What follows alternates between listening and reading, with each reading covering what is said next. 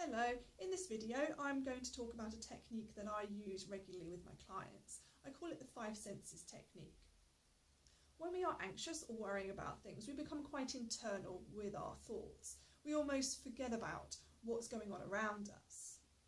The 5 senses technique just helps to open up our perspective, bringing us back to the here and now, to reality, and what is actually happening rather than what we think is happening. It's quite grounding in that respect and can help to reduce anxiety and worry.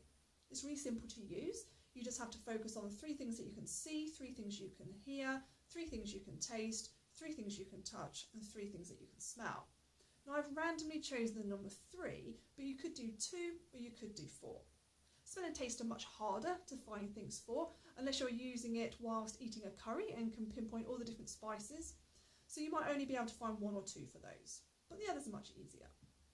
Make sure you focus on things which are neutral or positive to support you in your aim of reducing anxiety and worry.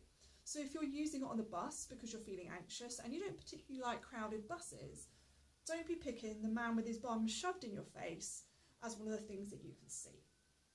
It's a neat little technique which is loosely based on mindfulness, although it has more flexibility because you don't need to use it in meditation or even self-hypnosis.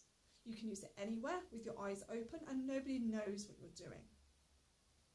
It can be used when you feel anxious or stressed, or when you have negative thoughts running through your head, or when you're lying in bed trying to get off to sleep and your mind is whirring away.